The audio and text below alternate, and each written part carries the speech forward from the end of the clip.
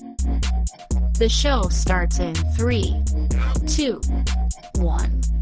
There goes that man's jockstrap. Oh my God, did you see that? America's team? Yeah, right. Oh, baby, it's a big day in sports. There's nothing like battling it out with your teammates all season long to go win a championship. Green Bay's got it this year. Huge move for them. I think it's going to be a game changer. We have a lot to talk about this busy week in the sports world.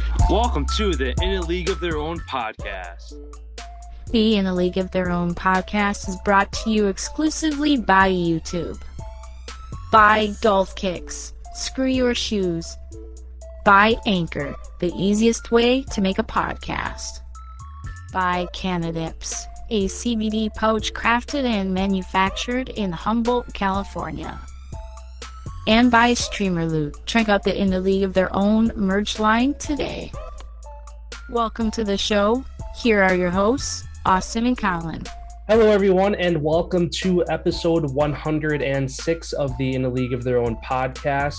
Kicking us off with today's 106 sports fact. In the 2019 NFL Draft, the Las Vegas Raiders selected pass rusher Max Crosby. Crosby has solidified himself as the top NFL pass rusher. As on the year, he has recorded 5 sacks and is on pace for at least 14 on the season. Crosby also has 47 QB pressures on the year, which is more than 10 other teams as a whole. And he's helped turn around that Raiders defense and has helped them on their way to a 5-2 start on the year. I realized as I read this, there's no 106 in this fact. In the 2019 draft, Max Crosby was the 106th pick. So that's kind of my correlation with him for today. 4th rounder, 106th pick. Kind of looking over the past really 8 to 10 years, he's the only name that stood out that is either he's stuck around or he's made a difference in the league. There hasn't really been another 106th pick, which again, it's an odd number, but as we all know, there's 4th, 5th, 6th, 7th rounders that all have done their due diligence in the league, and he's just one of those guys to give a shout out to. So before we jump into today's content, as always, in the description link below, as well as on our main page, you can find all of our social medias: TikTok, Instagram, Twitter. We do have a Facebook page as well, which is basically linked to our Instagram.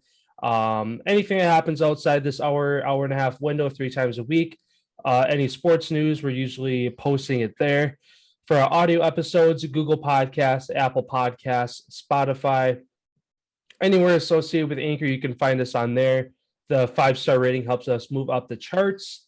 And as always, we do have a Streamer Loot store for our merch, hats or sweatshirts, mugs, stickers, all that kind of stuff. You can find that there.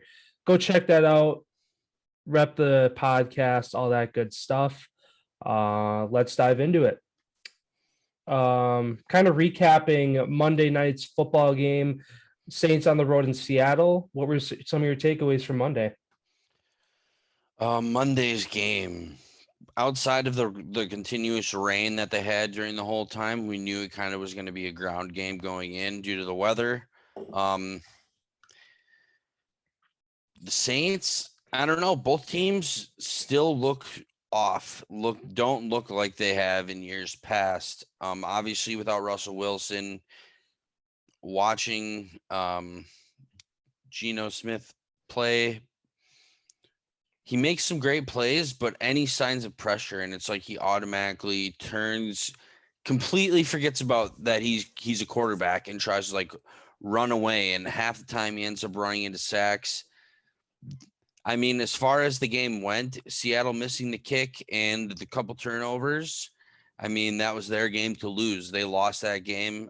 New Orleans, Jameis, still don't know what you're going to get, really. I feel like this is kind of like a feel-out year of maybe him learning Sean Payton's offense a little bit more before. Obviously, they don't have Michael Thomas, who's their number 1 wide receiver. He's still out.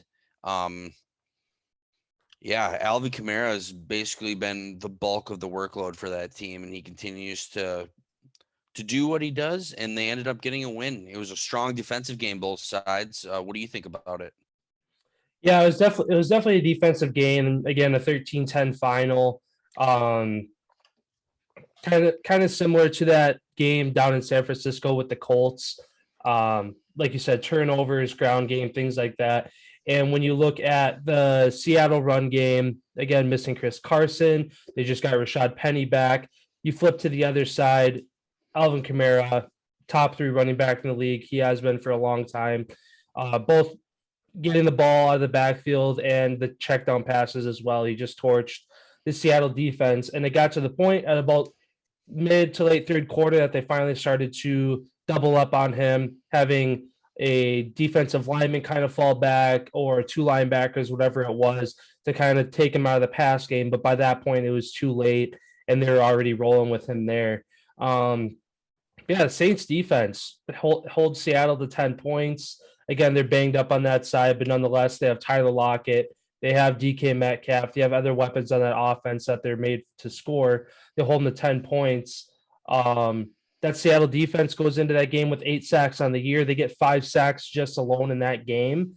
And what a game by Demario Davis. Getting to the quarterback at will, and then on third down, getting the sack to knock him to 4th and long right at the end of the game, and then goes up contested against DK Metcalf and almost gets a pick 6. If it wasn't slippery conditions, that he would end up in the end zone with that ball. So, one of the vet linebackers in the league coming over from the Jets has made an impact on the Saints. But yeah, that's kind of, again, for offensive game was kind of boring to watch, but on the Seattle side,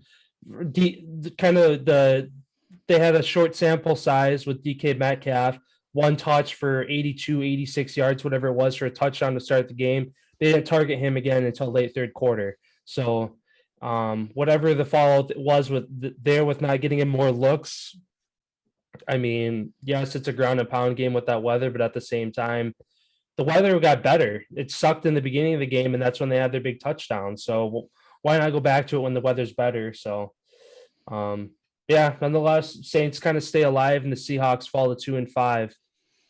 Yeah, and with also the Manning cast being back for this week's game, a prime example, even if the game sucks and you have that on, you don't even realize that the game sucks because half the time you're listening to what they're doing and that whole thing. So I thought that was awesome to hear Marshawn Lynch drop an F-bomb on live television. Also to hear Tom Brady come in and kind of almost talking as if he's going through film and then almost realizing, oh my God, I'm on live television. Like, hey, I got to I'm here for an interview, not doing my work study here.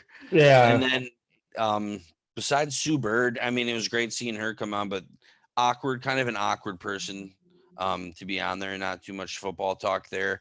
But yeah, hell of a broadcast, and I'm glad that they're back. Yeah. The banter between those two, I know right when it happened, there was like Peyton mentioned, he's like, oh, there's bets going around on when Eli was going to make the first big head joke. And he looks down, he's like, 12 something left in the first quarter, and you're already making a joke about my head. He's like, whoever had the over under on that, there you go. So, those two are always fun. Two of the smartest guys and on the QB side of football, and obviously comedic as well. There's a lot that goes into being able to have, like, just to have 2 brothers, obviously that's going to draw people, but just to have 2 people alone be able to do a broadcast from home like that and have it be successful, you got to know what you're doing. So it was always fun to watch. Just real quick, talking about Tom Brady and that football. Did you happen to hear what Shannon Sharp said about that? No, I didn't. He said, if I would have caught that ball, he goes, I would have demanded season tickets for the rest of my life to the Tampa Bay Buccaneers. If you ever make it to a Super Bowl, Tom, I get Super Bowl tickets coming to the game. Forget the fucking merchandise, $1,000 at the merch store. I want 2 signed helmets away and home and 2 signed jerseys away and home. It's a good deal. I mean, Yeah. some of that he's getting, like signed helmets, and he's getting signed jerseys from Mike Evans and his game cleats from that day. Yeah, and then the $1,000 in the store. He doesn't get to hang out with Brady anymore since he's getting the Bitcoin for $32,000 or whatever. A Bitcoin 67 now, I think. 67, but still, he fucked himself out of that deal. Yeah, and Tom Brady said that too when he was on the Bannon cast. He's like, this guy lost all of his leverage as soon as he gave the football away. He's like, you got to hang on to that and get every penny you can before you hand that over. Because the second you do, he's like, nope, you handed the ball over. You're not getting like, because everything he got after that was all the Bucks and Tom saying, okay, we'll add on this just to be nice. The Bitcoin, as far as I know, is the only thing that was added on. Yeah, from his request and the stuff from Tom. Request. Yeah, the extra stuff from Tom too. Basically, everything he's got since the ball's been exchanged is Tom being a nice guy and just saying, "All right, I'll throw this in as well." But I mean, obviously, the guy comes out ahead. I mean, the guy like. No way he comes out ahead on that. Well, I mean, from being from zero, like just by going to the game period, like money wise, you're losing it, but at the same time, you could have a ball not handed you whatsoever. Like, you know what I mean? Right, but to be the guy who had the ball handed to him, he came away with the shit end of the stick. Oh yeah, because literally he could have had season. Like Shannon said, requested season tickets for forever. Yeah. I guess what I'm saying is he could have been worth so much. Yeah, he could have been the guy to the seat left or right of him, and like imagine being that person. You know what I mean? Who strips the ball out of his hands? Yeah, and says it's mine, fucker. I'm surprised that didn't happen because there was like two people right there, like who were like, "Oh, are you handing it to me?" Who just stood there. It's like, fuck, if like you understood. Like what was like the situation? Well, I don't think they realized what happened until after the touchdown went off when they showed 600 on the board. And the guy's like, I got 600. Yeah. But yeah. Oh, it's fun. I mean, bringing a lot of eyes to that team, and I don't know. Like I said, it's fun. And it should have never happened to begin with. It was funny that I think Mike Evans was mic'd up and they just had a mic on the sidelines. He's like I gotta watch what I'm doing, play with a guy with that many accolades, giving the ball away. But yeah, some other news here. Going into a little bit of tomorrow night and some injury / COVID news. Packers placed Davante Adams and Alan Lazard on the COVID list. Both will be unavailable for tomorrow as Adams failed the protocol to show the negative tests, or either that or he was symptomatic, one of the two. And then Lazard was placed on it yesterday, not having the option to be able to show two tests because he's less than 48 hours ahead of game time. What kind of impact do you think this is going to have on tomorrow's game? Obviously not. It's not a good impact, but the statistics show maybe it's not as bad as it looks like it's going to be. Yeah, I was just about to say 6-0 the last 6 without Davante, 10-0 the last primetime games for Aaron Rodgers. With Bakhtiari coming back, is Billy Turner coming back as well? I'm not sure. MVS is back. Obviously, your team is not going to be as good without Davante Adams. Every team can say that about the number one receiver. Your team is not as good with him in the lineup at 100%. But our core group of guys that we have, I don't think it really matters who we do have in the lineup or not. I feel like this whole entire game is going to come down to our defense being able to stop the Arizona Cardinals and potentially get a turnover, because as we've seen from the Arizona this season, the only close game that they really had was against the Vikings, where they ended up having 2 turnovers. Every other game they've been flawless, and the score kind of really hasn't been close. So I feel like with Rodgers at the helm, one of the best game manager, clock management quarterbacks in the league, I feel like it's really going to come down to the defense getting a crucial stop. And if we can get that, I don't know. I think we win. I think we're going to win. Yeah. And kind of going off Rodgers too, I can't remember who mentioned it. It was some NFL analyst that said it's almost easier to play against Aaron Rodgers with Devontae Adams on the field because you can kind of trap him, find where Adams is. That's where the ball's going to go. You take Adams out, where's he going to go? You don't know. You got to play. It's almost tougher football without Adams on the field because it opens up Rodgers' game that much more. Which I didn't think about it that way.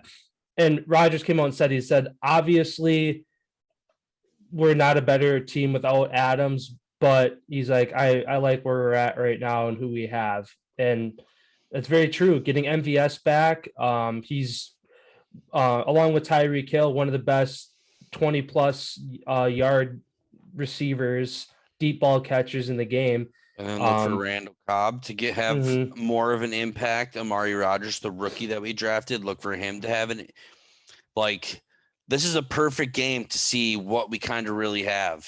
You know what I mean? Because not every team is going to be full strength 100% of the year. It's football. Yeah, and exactly. It's about winning the games where you aren't full strength, the ones that really stack up and really matter as you get along. Because even in the postseason, half the time, you're missing a couple core guys. So this is a real test to see what both teams really have.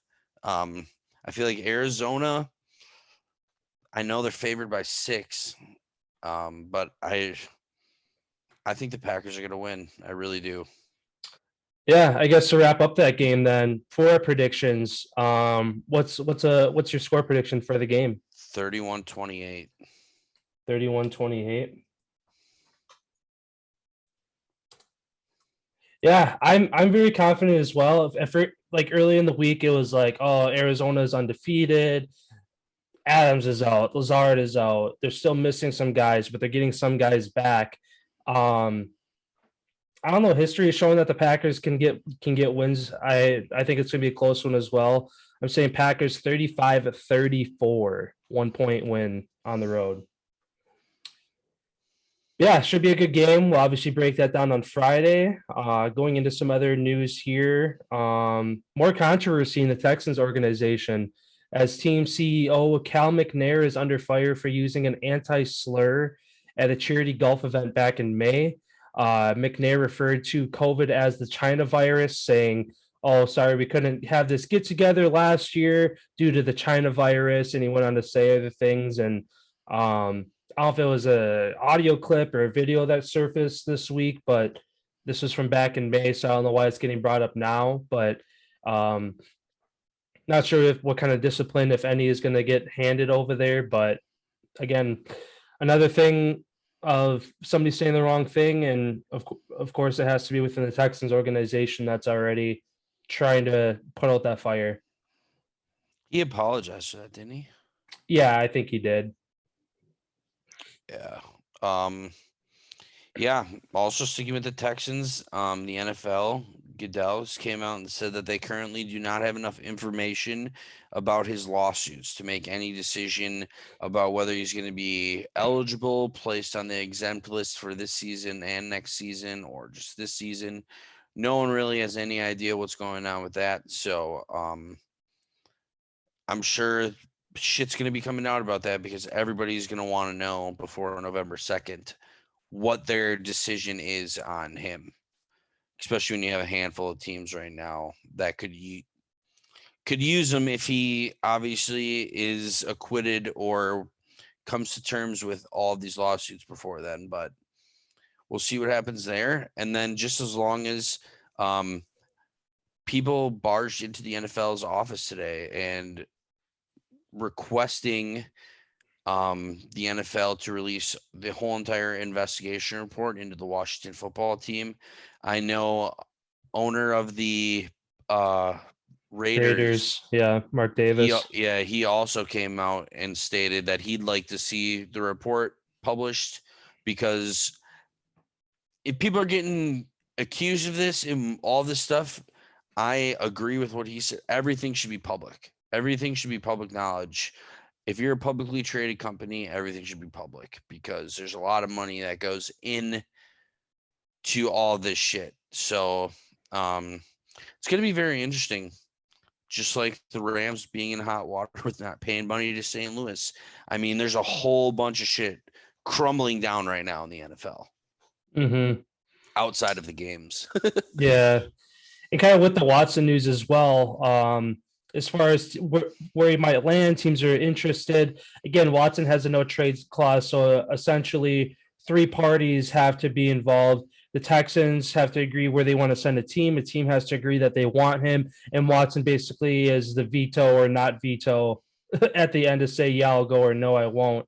Watson has already said he's not interested in Miami, and today Carolina confirmed that they will not pursue him before November 2nd, despite their QB woes with Sam Darnold on the Panthers. So that kind of leaves the Eagles as one of the last teams that we're interested at one point.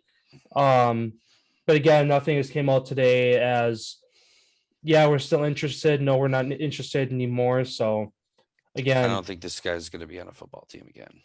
Yeah.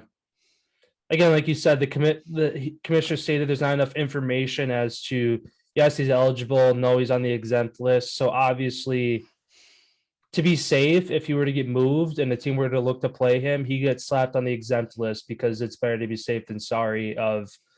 Sure, let's let this guy play. Oh, like all these criminal charges come out. He's actually a bad apple. Then what? Then one, you look bad, and 2, you're screwing over a team.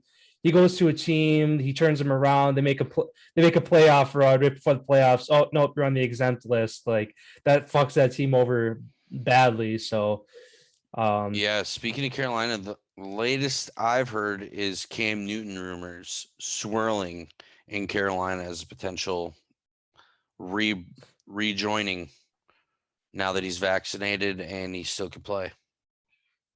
Yeah, it'd be cool to see him get reunited there. I mean, from what I've seen out of the pressers from Matt Rule, he hasn't come out to say like Sam Darnold's our guy, we're committed to him. Like, he hasn't like put that to bed at all. He's just kind of still has it up in the air. So that makes sense if there's rumors and stuff stirring up underneath because he doesn't want to say one thing and the next day, oh, they traded for him or signed him. I know the fan base is definitely calling for him to return. Mm-hmm. Yeah, we'll see. I mean, again, a lot's going to happen in the next 5-6 days here with that trade deadline, so it's going to be fun to break down. I guess kind of sticking with the bad news of around the NFL. Former Patriots safety Patrick Chung charged with assault and battery along with vandalism towards a family member. Chung appeared in court yesterday and pled not guilty. The next hearing he will take place in January. So, yet another story of a former NFL player getting in the wrong shit. Hopefully, it's not related to head injuries. Oh yeah. Just with his that's the first thing I think too whenever I hear an ex-NFL player being violent or doing something crazy is one, head trauma. How much is this person sustained? And Chung laid the wood. Yeah, like, he was a rough guy. He's probably got who knows. Hopefully it's nothing head related, but we wish him the best of luck. Yeah. More NFL news here. Oh, you still got NFL news? I just had two more things. Joe Flacco back in the Jets uniform after being traded back to Philadelphia. He was a third string in Philadelphia. Zach Wilson goes out with his PCL injury. Mike, what's his last name? I don't even remember. I know we're trying to. Their backup, who's starting this week, Mike Davis, Mike something. Mike White. It's Mike White. Mike White. Mm-hmm. They bring Joe Flacco in as kind of he's now the backup until Wilson gets healthy again. And kind of one of the last trending things around the NFL is Steelers head coach Mike Tomlin fired up yesterday after being asked about college football vacancies, particularly USC. I mean, rightfully so. He's I mean, this guy's a Super Bowl champ, has never had a losing season in his illustrious head coaching career. And the media is asking him about if he's going to go to take one of these college jobs. And obviously he took offense to it. I mean, I would if I were him, saying you're not asking Sean Payton these questions, you're not asking Andy Reid these questions. And then he went on to say that there isn't a college that has a booster club with a big enough blank check to hand for me. So glad to see he put that to rest quickly. I know it was really less than a day that surfaced, and he's like, yeah, this is just disrespectful. I'm putting this to bed now. Seriously, name one NFL coach that wants to go to college. None. Zero, exactly. So fucking stupid question, buddy. What an idiot. And oddly enough, it was one of the sources that I saw that might have stirred it up. Carson Palmer, former Bengals quarterback, saying, I don't know if he was on a podcast or a show, whatever it was. Palmer was asked about the head coaching vacancies and who he thought might be good options to fill those spots. And one of the quotes he said was, "It's kind of a wild card, but Mike Tomlin would be a good college coach." So those words coming out of his mouth, on top of whoever else decided to stir shit up, I mean, they need a California guy. Yeah, Cali kids are different than the rest of the country. You need a California guy to understand California kids. Mm-hmm. Yeah, that's all I had then for the NFL. If you had any other points to throw out there before we move on here. No, I did not. I was going to say, let's flip her over to the diamond. Ooh. This just came out for tomorrow night's game. Arizona Packers, JJ Watt out with shoulder injury, will not be active for Thursday night's game. Just came out. That's a big loss, but they get Chandler Jones back. Yeah. So. Who had a 5-sack game week 1. I'm sure he's eager to get back out there. And he's rested as shit too. Yeah. Because he hasn't played since then. So yeah. This is definitely going to be very interesting. Mm-hmm. But yeah, going over to the Diamonds, last night's game 1. Braves steal big game 1. That was a big talking point for both of us, saying they have to steal game 1 or 2 to have a chance. And they did it 6-2. The recipe to beat this Astros team is you got to score early, and you need the pitching to be able to stay consistent and not giving up the home run ball. They did that. They continued to battle, and shout out to Charlie Morton battling with his broken leg, throwing 16 pitches, and then he apologized to his team that he couldn't go anymore, that he was just in too much pain. So shout out to him. The Atlanta Braves ended up calling up Tucker Davidson. So he's going to fill in Charlie Morton's roster spot on the team. But yeah, this Braves team got the mojo rolling. Yeah. Morton ended up pitching 2 1/3 inning. Obviously a short start for him. Took 102 mile per hour fat line drive to the leg. And honestly, you couldn't he didn't wear it whatsoever. On the field, you couldn't tell. It was like the way he looked, it's you could tell it's a little discomfort, maybe a bruise or something. It's nope, fractured his tibia or fibula, whichever one it was. His adrenaline was pumping so hard, dude. As you mentioned, he's unavailable. Not feel a broken leg and just be giving it gas. Probably after walking back to the dugout, sits down. Fuck, this hurts. Oh, absolutely. But what a monster. Yeah. That's what you call putting it all on the line for your team to win a championship right there. You battle all season long. You fucking break your leg game 1 of the World Series. You did your job. Your team got the win. You did your part. Mm-hmm. It's up to your team now to carry the rest of the way. And I feel like losing a guy like that just has that much more fire for everybody to want to do it for him, because he did go out there and literally break his leg for the team. Mm-hmm. And hey, Atlanta, man, I hope they steal it again tonight. Yeah, to go home 2-0, that'd be huge. Oh my God. what's his name? Magic, whatever Mac. Fucking Oh, he's Maytag? $35 million, dude. Yeah. Oh, Mattress whatever. Mac. Oh, yeah. Because there's a lot of speculation. You know how we always bring up the Astros and the cheating. One of the things about this team that I heard, and just want to know your opinion on this. If Astros end up winning the World Series, 17 of the 19 players on this roster are tied to the guy who was ended up letting go for the cheating. What do you think their legacy is going to be if they end up winning?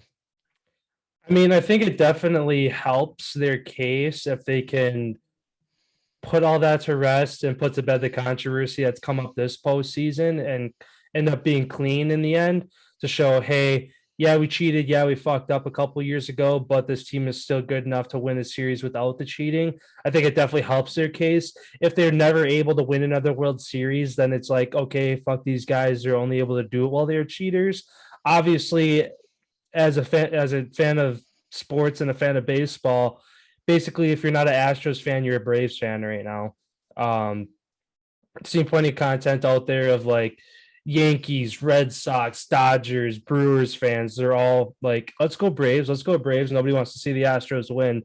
But yeah, 17 guys still on that roster from that team that was caught cheating back in the 2017, 2018. Like I said, it helps their case if they're able to do it without the cheating, but nonetheless, still don't want them to win. Yeah. And then what do you think about this? Braves, the Atlanta Braves, how they have their tomahawk chop in the crowd, how everybody's like, oh, Yeah. they do their whole thing. People have complained that they can do that. And Commissioner Rob Manfred says it's a matter for Atlanta's Native American community to decide if that's okay or not. So he's not going to make an MLB decision to outrule that, even though they did the logo or the name of the team. Yeah. Cleveland. Yeah, and I know that the Chiefs, Kansas City Chiefs, do the same thing. They have that same that's like a ritual. Florida State Seminoles. Seminoles, yeah, all tied to Native American team names and mascots. Yeah, dude, it's not cool. Even though it's an awesome thing to see, but how fucked up is it that people love to see that? But that's the thing. If you come down on one team, you got to remove it from every college professional team across the board, unless you get the okay from them to that do specific it. Team. Yeah, which I can honestly see Florida State having permission to do it, because they do the whole spear, guy riding the horse. They do the whole shebang, and they are the Seminoles. Yeah.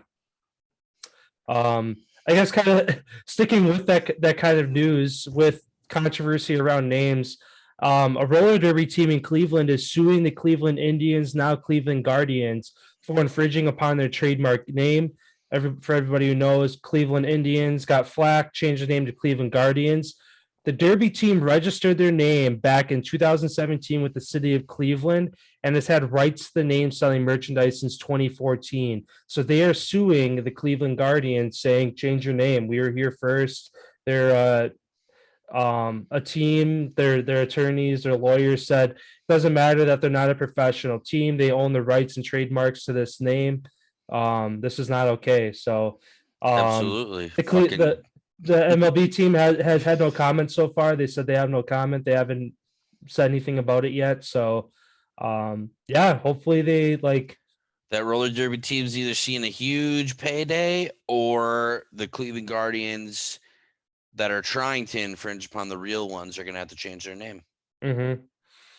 And since they haven't because they're still the Indians this year, they're not the Guardians yet until next year. Because they were starting to make merchandise. They came up with a logo and everything. They changed all their social medias. Everything was that Guardians. So the roller logo. derby team should just be like, "Give me all the merch." Yeah, it's ours, bitch. or if the Guardians have a big enough paycheck to pay the whatever fine or trademark, and then the roller derby team gets a cut of the MLB team's merchandise and sales for using the name. I don't know.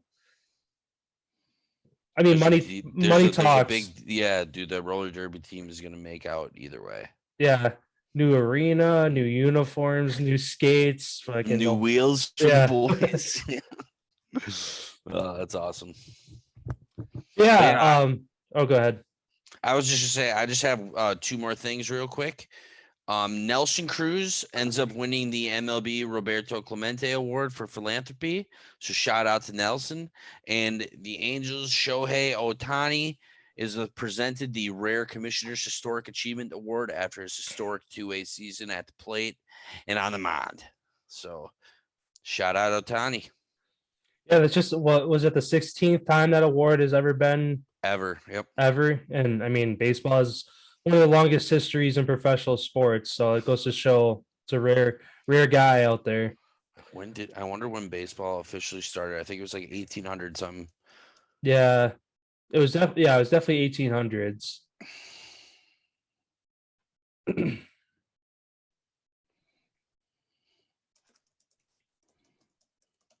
Although back then, I don't know if it was the MLB, it might have been a different professional baseball organization, but No. It was. The MLB was founded 1869 in Cincinnati, Ohio. The NBA was founded in 1946. Minor league baseball. They didn't even have minor league baseball until 1901. So it was 32 years of straight pro baseball before they had a feeding system.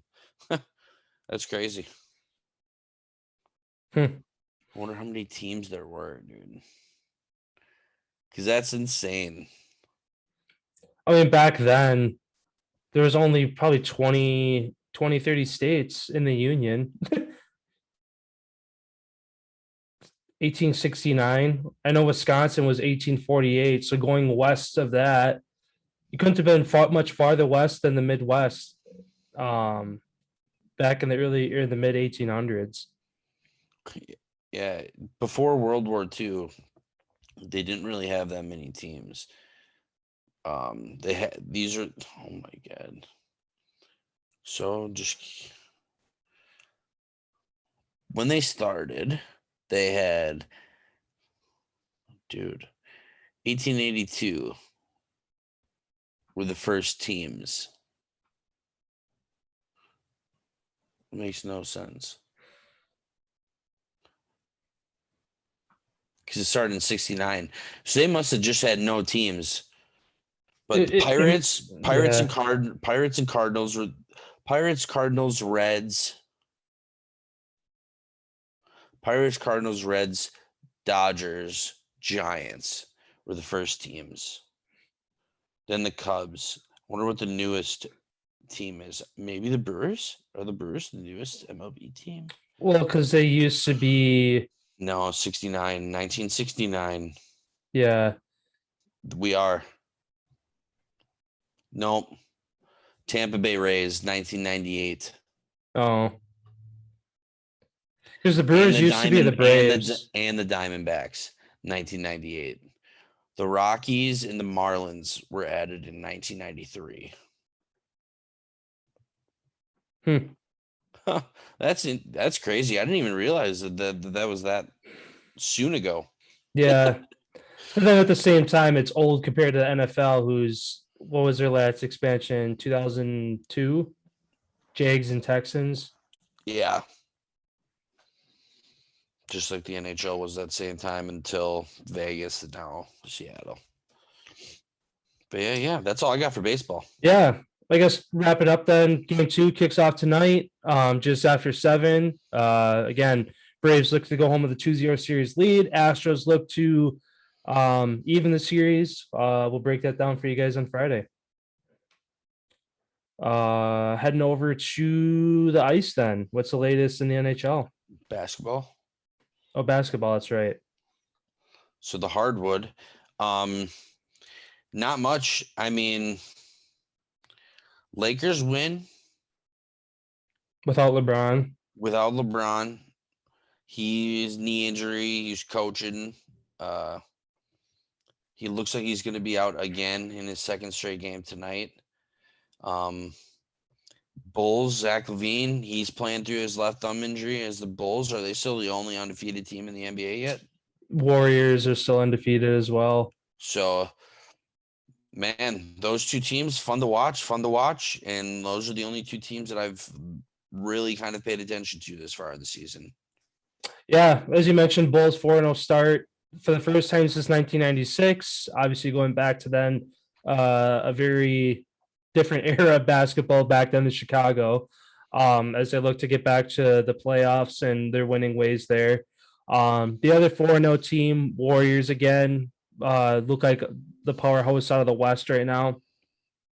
And they're still awaiting a Klay Thompson return, so watch out for that team once they're fully healthy. And then our Bucks 3-1 start as well. Look to move to 4-1. They host the Timberwolves tonight in Milwaukee. So again, early season, really until you get to the 15, 20, 25 games played, you kind of see the pack separate of, all right, set up your team for a lottery pick. And on the other side, okay, these teams are playoff or finals contenders. So, but I guess kind of early on for MVP talks, obviously Curry playing lights out, but John Morant on the Grizzlies leading the NBA, 35 points a game, 58% from the field, playing lights out right now, kind of picking up where he left off with last year, getting that Grizzlies team to the play-in tournament. So, yeah, obviously being a part of the West, they have a lot of teams to go through, but I don't think they're going to be pushovers this year. Yeah, that's all that's really to talk about in the NBA. Yeah, we'll see kind of who hangs on to their perfect start the longest here. So yeah, now then going over to NHL, what's going on over there? Latest news in the NHL. Chicago Blackhawks. Shit has hit the fan finally. All stemming back from the sexual allegation from back during the 2010 Stanley Cup run. The full report has been put out. Everything was publicly released on Tuesday. Yeah, not good. I'm not going to really dive into too much of the details for that. You could do so if you really want to do that. But Blackhawks fined $2 million. President of Hockey Operations Stan Bowman has resigned. Also, the Senior Director of Hockey Administration, Al McKissick, is also out, meaning that there's no executives on the Chicago Blackhawks in their organization that had any ties back to that 2010 team. So they're basically starting all over kind of with upper management to a team that is fucking 0-5-1, really struggling. And they have the Toronto Maple Leafs coming to town tonight. Not looking good for the Chicago Blackhawks this year.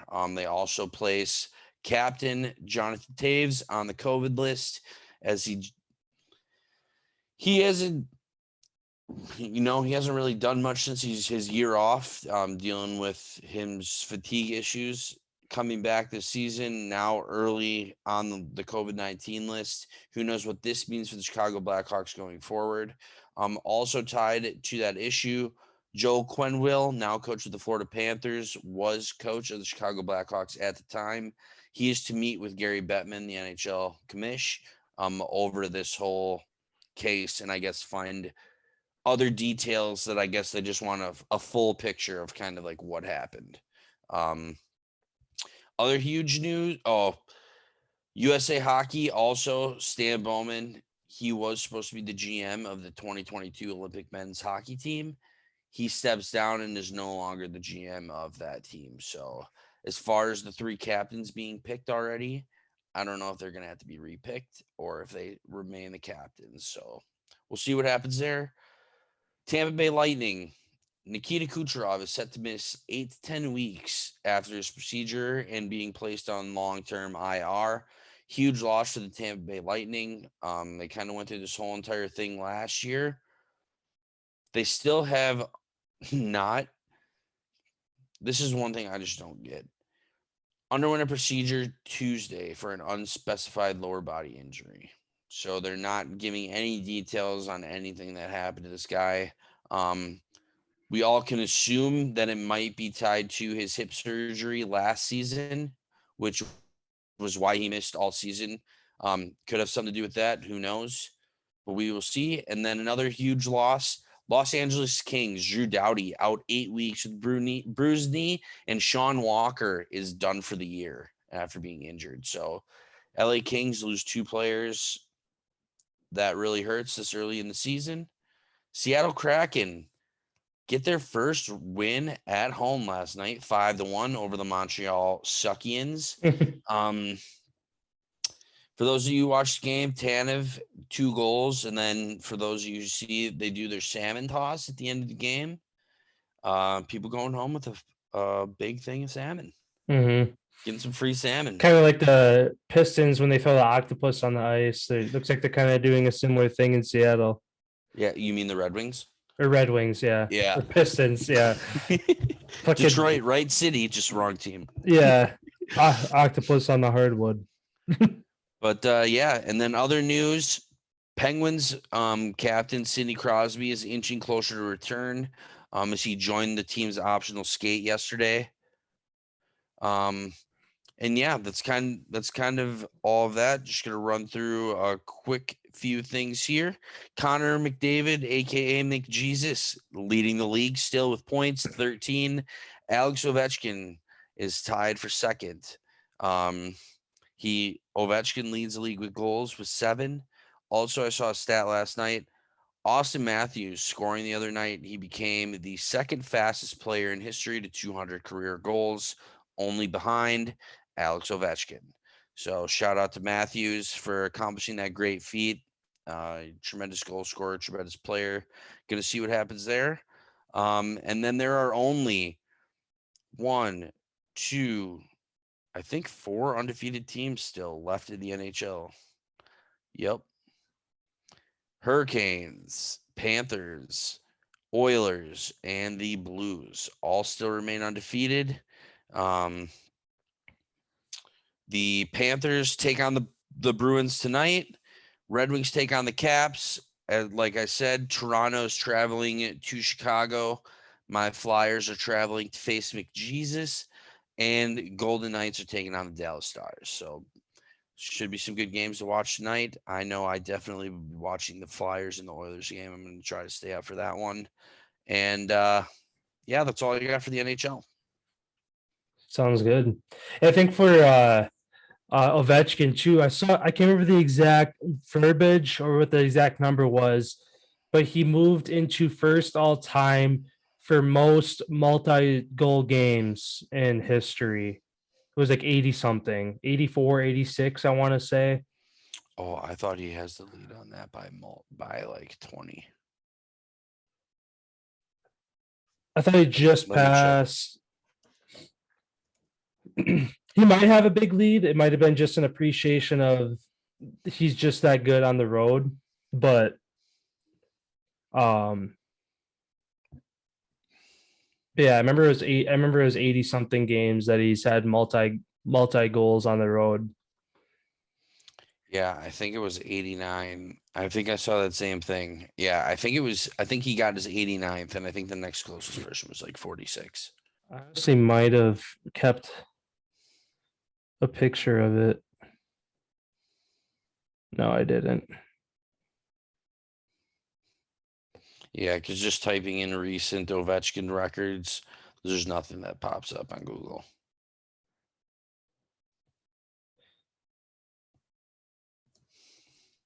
Yeah. I mean, nonetheless, he's unbelievable. Yeah. And like Wayne Gretzky said on live television, he's rooting for him to get it done. And I think everybody else who has an appreciation for the game of hockey can respect what Ovechkin's done so far. And it's fun to watch.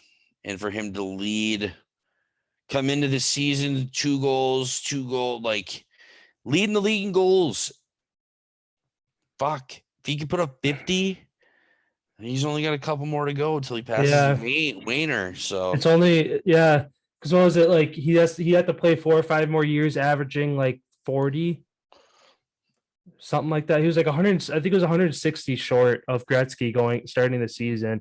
So he's still either in the 160s or high 150s, one of the two. But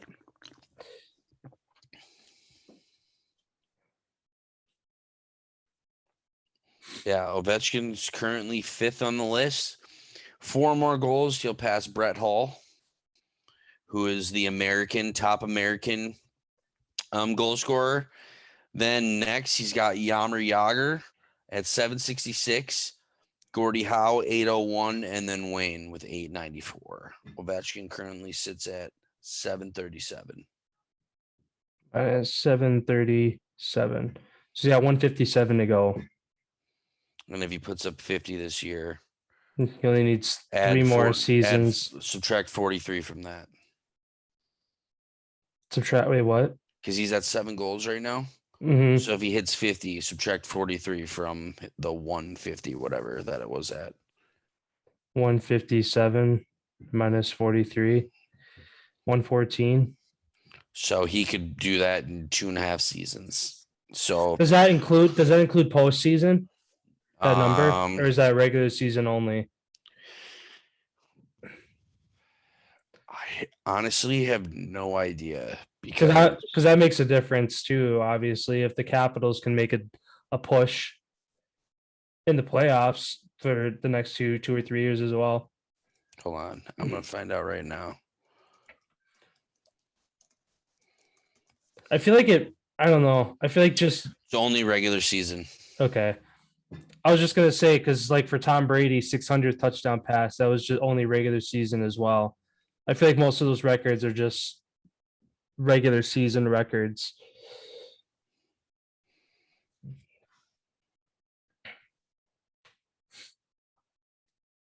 Yeah. It's just regular season. Sounds good. Oh. Yeah, if you add in with Gretzky's playoffs added in, he has 1,072 goals. So he has almost 200 more, another 200 from the playoffs.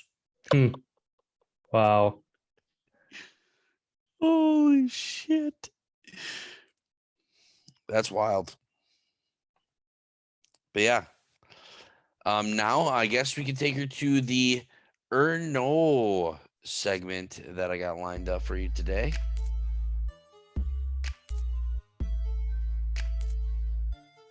The first question, do you think the Seattle Kraken in their inaugural season will pass the 40 win mark on the season?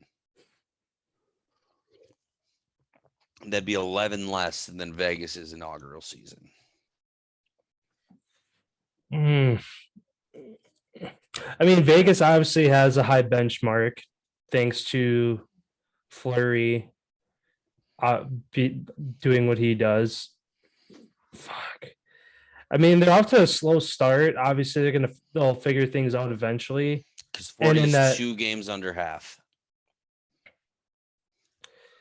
I'll say they break 500. I don't think they'll break Vegas's record, but I mean, they're in that Pacific Northwest. That's one of the easier divisions in hockey.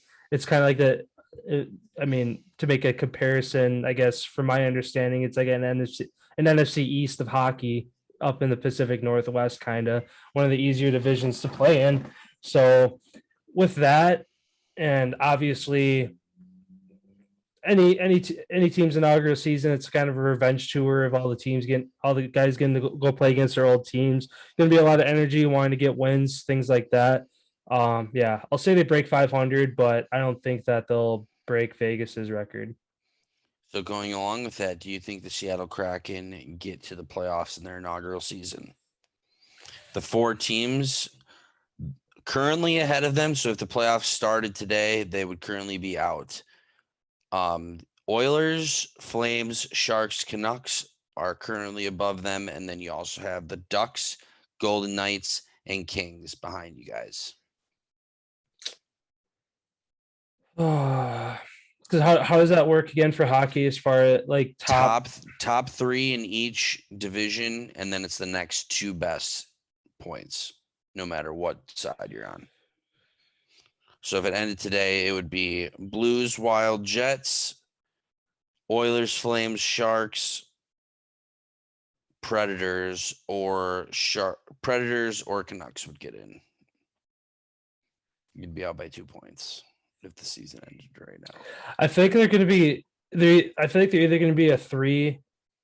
They'd either be a three in the Pacific or sneak in as one of the last two teams. Because they're a bubble team, I'm going to give them the benefit of the doubt and say that they don't make it in. I think they'll be a bubble team, but obviously right now, looking at them, I don't think they'll make it. But we'll see. Might change that answer in a couple months here, but yeah, right now I'm going to say no. Okay, sounds good. Next question. Alex Ovechkin, currently at 7 goals on the year. Do you think he surpasses his NHL record of, I think it was 51. Let me check. I think it was 51.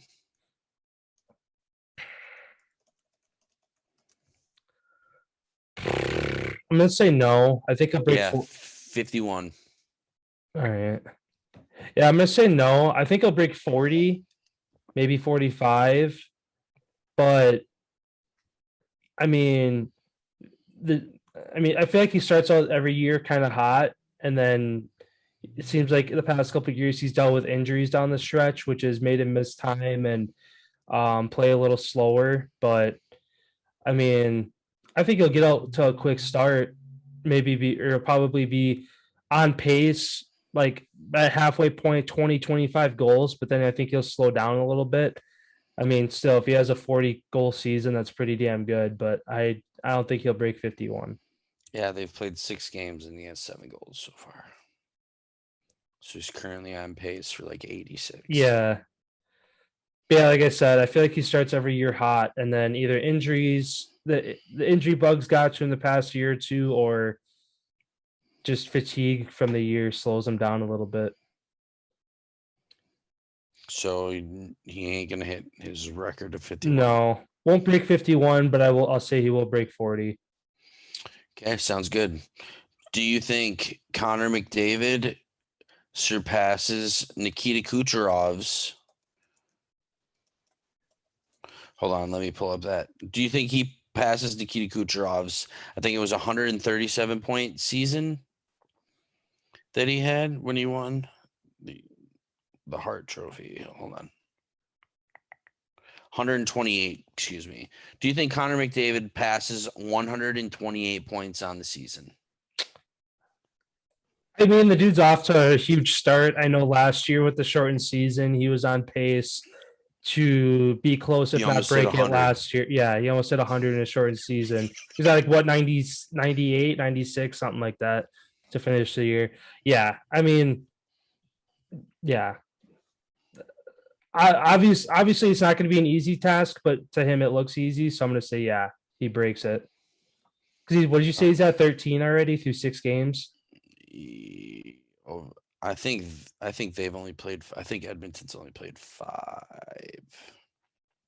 So frick, if he's got 13 points through 5 games. Yep, 13 and 5. Jesus. Yeah, he's breaking it. McJesus. Seriously, he's unreal. And then my last question for you. Do you think the Tampa Bay Lightning three-peat? No.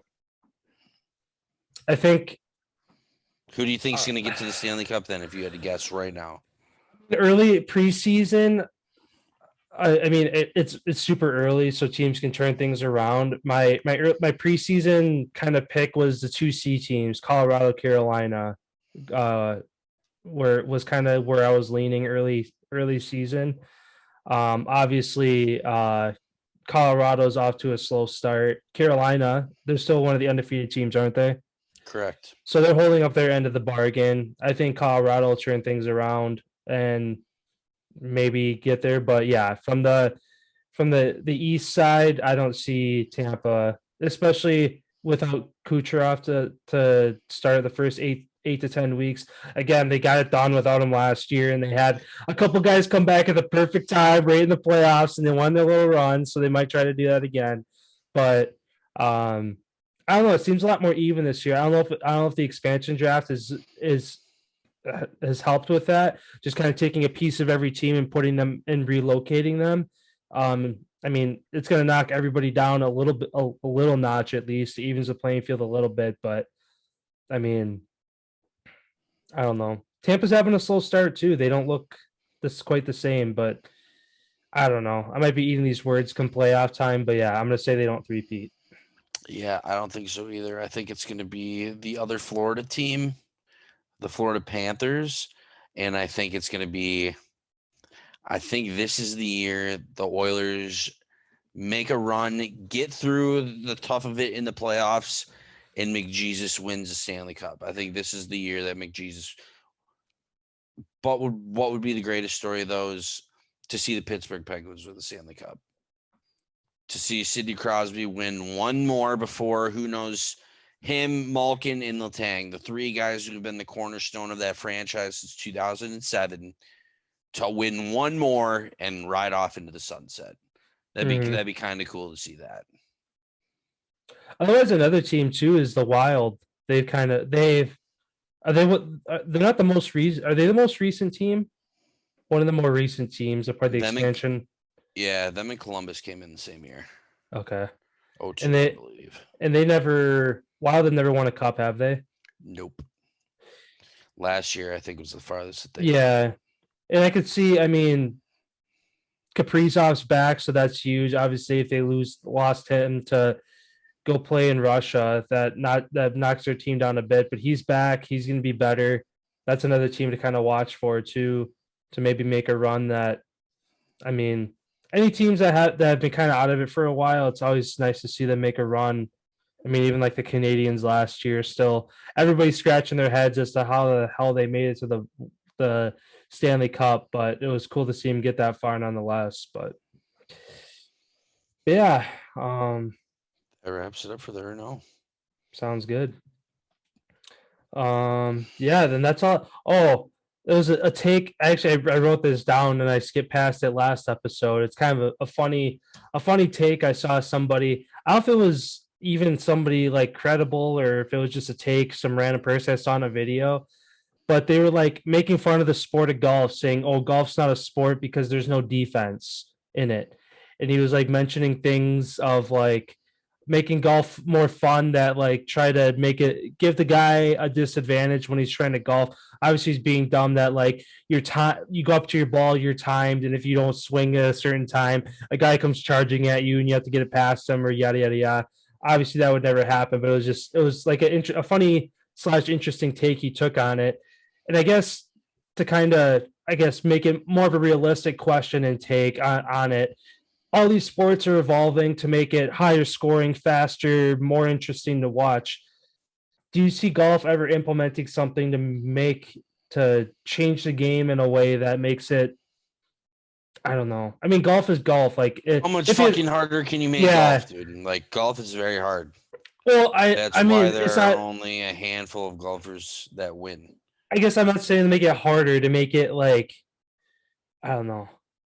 Obviously, as two guys who like respect the sport of golf, like I wouldn't want to change it, but I can see somebody who's looking to put more eyes on golf, make it more fun to watch, like a rule that could be implemented to spice things up. I have no idea where you'd start or what you'd do, but like chug a beer at the turn.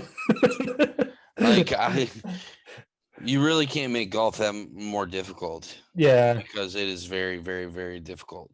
For the person who thinks that, just go out and try to play golf and shoot par. Let me know how that goes. Yeah. Yeah, like I said, it was a funny take, and it was like, oh yeah, it's the lone like professional sport that doesn't have defense, or somebody like in football, there's a guy in the way of trying to get you to the end zone. In basketball and hockey and baseball, there's defense trying to counter what you're trying to do. There's somebody in the way. Golf is that one sport that doesn't have that. So it's kind of an interesting thing to point out that, like, oh yeah, I guess they don't have that. But again, how do you?